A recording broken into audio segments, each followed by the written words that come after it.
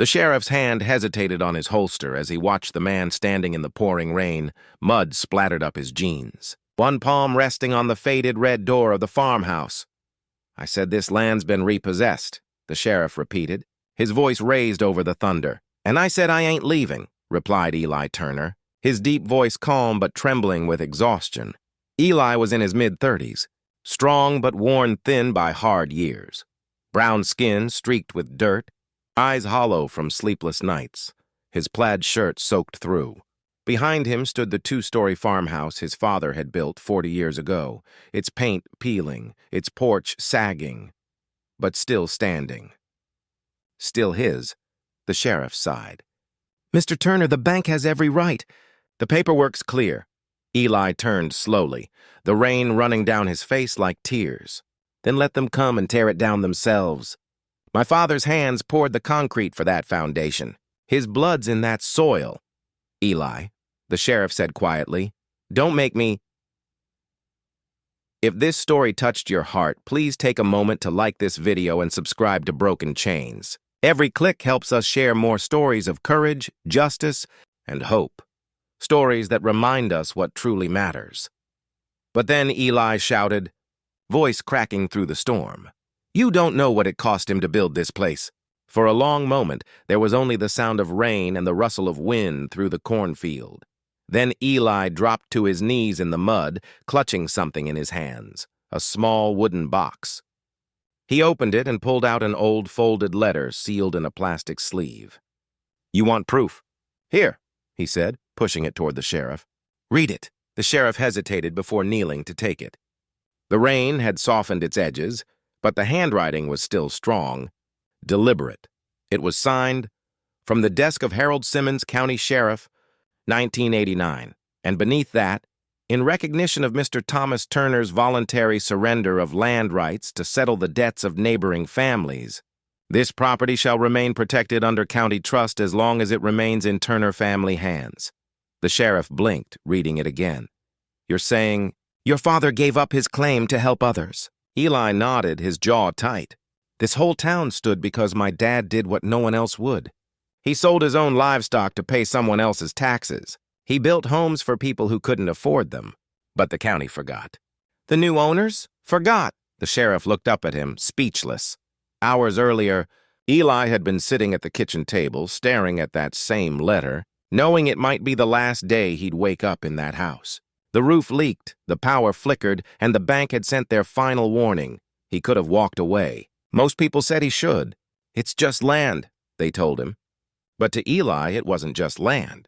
It was his father's promise. He remembered being a little boy, riding on the tractor with his dad, Thomas Turner, whose rough, calloused hands never once trembled. "Son," his father had said, voice steady and kind, "a man's worth ain't measured by what he owns. It's measured by what he refuses to let die." Now, standing before the sheriff, Eli understood what his father had meant all those years ago. The sheriff lowered the letter, looking around at the property. The half-collapsed barn, the windmill creaking in the distance, the rows of corn still bravely standing. "Why didn't you show this to the bank?" he asked. "They didn't care. Said it wasn't in the new system." Eli's voice cracked. "My dad trusted his word meant something. But now everything's about documents and signatures. Nobody remembers when a man's honor was his signature." The sheriff rubbed the back of his neck, the rain dripping from his hat brim. "Eli, I've known this town my whole life. And your father? He was a good man." Eli's eyes filled with tears. "Then don't let them erase him." The sheriff stood there silently, the letter clutched in his hand, his uniform soaked. He knew Eli was right. The land had been marked for auction, but something about the letter felt sacred, like a truth buried under bureaucracy. Finally, he said, "Get me 15 minutes. I'm calling the county records office." Eli waited on the porch, trembling as he watched the sheriff on the phone in his cruiser. The rain slowed to a drizzle. The gray clouds parted slightly, letting through a faint beam of light. When the sheriff finally stepped out, his face was pale. "They found it," he said quietly. "The original trust, buried under scanned files. Your father's deed still stands." Eli's breath caught. "You mean—" The sheriff nodded. "The land's yours, son. They can't touch it. For a moment, Eli didn't move.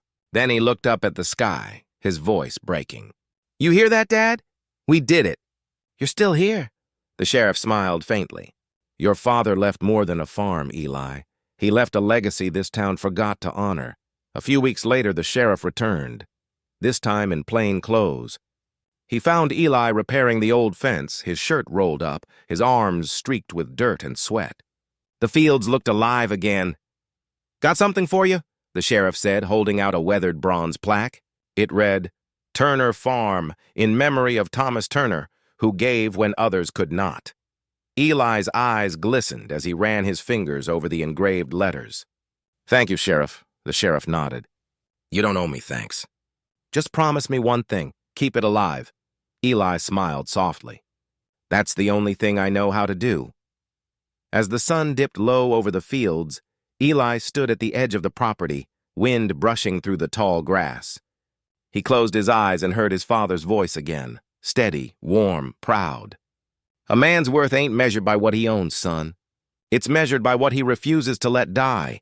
Eli looked out over the land, his land, and smiled through tears. The house stood tall in the golden light, the soil rich with history and love. For the first time in years, the silence around him didn't feel lonely. It felt like home.